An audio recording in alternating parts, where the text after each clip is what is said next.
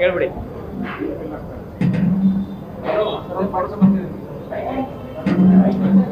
ಮಂಜುನಾಥನನ್ನು ರಕ್ಷಿಸಿ ಅಪಪ್ರಚಾರಿಗಳನ್ನು ಶಿಕ್ಷಿಸಬೇಕೆಂಬುದು ಒಬ್ಬ ಭಕ್ತನಾಗಿ ನನಗೆ ಸರ್ಕಾರಕ್ಕೆ ಒಂದು ಬೇಡಿಕೆಯನ್ನು ಸಲ್ಲಿಸ್ತಾ ಇದ್ದೀವಿ. ಯಾಕಂದರೆ ಇವತ್ತು ಗೃಹ ಮಂತ್ರಿಗಳು ಉತ್ತರ ಕೊಡೋರಿದ್ದಾರೆ. ಮಂಜುನಾಥನ ರಕ್ಷಿಸ್ತಕ್ಕಂಥ ಕೆಲಸ ಸರ್ಕಾರ ಮಾಡದೇ ಇದ್ದರೆ ಯಾರು ಪಿತೂರಿ ಮಾಡ್ತಾ ಇದ್ದಾರೆ, ಪಿತೂರಿಯ ಪಿತಾಮಹಗಳಿಗೆ ಶಿಕ್ಷೆ ಆಗಬೇಕು. ಇಲ್ಲದೆ ಹೋದರೆ ಮಂಜುನಾಥನ ಸರ್ಕಾರಕ್ಕೆ ಶಿಕ್ಷೆ ಕೊಡ್ತಕ್ಕಂಥ ದಿನ ಭಾಳ ದೂರ ಇಲ್ಲ. ಸೌಜನ್ಯ ಎಂಬ ಸಹೋದರಿಯ ಕೇಸ್ ಏನಿದೆ ಅದಕ್ಕೆ ನಮ್ಮದು ಸಂಪೂರ್ಣ ಸಹಕಾರ ಇದೆ.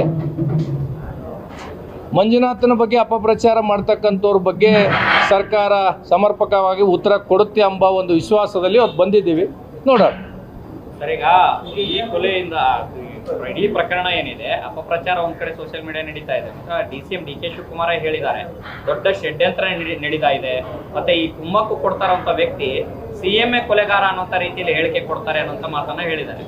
ಸರ್ಕಾರದ ಭಾಗ, ಉಪಮುಖ್ಯಮಂತ್ರಿಗಳು ಸರ್ಕಾರದ ಭಾಗ. ಮತ್ತಿನ್ನು ಅವರೇ ಹೇಳಿದ ಮೇಲೆ ಇದಕ್ಕೆ ಉತ್ತರ ವಿರೋಧ ಪಕ್ಷದವರು ನಮ್ಮ ಮೇಲೆ ಯಾಕೆ ಅಂತಂದರೆ ನೀವು ಅಪಪ್ರಚಾರ ಮಾಡ್ತೀರಿ? ಷಡ್ಯಂತ್ರ ಅಂತ ತಿಳ್ಕೊಂಡು ಉಪಮುಖ್ಯಮಂತ್ರಿಗಳು ಹೇಳಿದ ಮೇಲೆ ಆ ಷಡ್ಯಂತ್ರ ಯಾರು ಮಾಡ್ತಾ ಇದ್ದಾರೆ, ಪಿತೂರಿಯ ಪಿತಾಮಹಗಳು ಯಾರಿದ್ದಾರೆ ಅವ್ರಿಗೆ ಶಿಕ್ಷೆ ಆಗಬೇಕೆಂಬುದು ನಾನು ಭಕ್ತನಾಗಿ ಆಗ್ರಹಪಡಿಸ್ತೇನೆ. ಈ ಮಟ್ಟಿಗೆ ಪ್ರಕರಣ ಹೋಗೋದಕ್ಕೆ ಸರ್ಕಾರ ಯಾಕೆ ಸರ್ಕಾರದ ಮೇಲೆ ಬೇರೆ ರೀತಿಯ ಒಂದು ಒತ್ತಡ ಇದೆಯಾ ಅಥವಾ ಸರ್ಕಾರ ಈ ಷಡ್ಯಂತ್ರದಲ್ಲಿ ಭಾಗಿಯಾಗಿದೆಯಾ?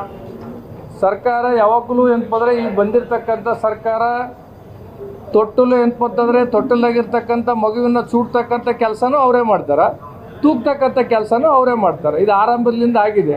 ನೋಡೋಣ. ಈಗ ಚಿಕ್ಕೋಟಿ ಅನ್ನೋದು ಇಷ್ಟು ದಿನ ದಲಿತರ ಬಗ್ಗೆ ಮಾತಾಡ್ತಾ ಇದ್ವಿ, CM ಅವರೇ ಕೊಲೆಗಳು ಮಾಡಿಸಿದ್ದಾರೆ ಅಂತ ಸಿದ್ದರಾಮಯ್ಯ ಅವ್ರ ಬಗ್ಗೆನೂ ಮಾತಾಡ್ತಾ ಇದ್ದಾರೆ. ನೋಡೋಣ ಇವತ್ತು ಸರ್ಕಾರ ಏನು ಉತ್ತರ ಕೊಡುತ್ತೆ ನೋಡೋಣ.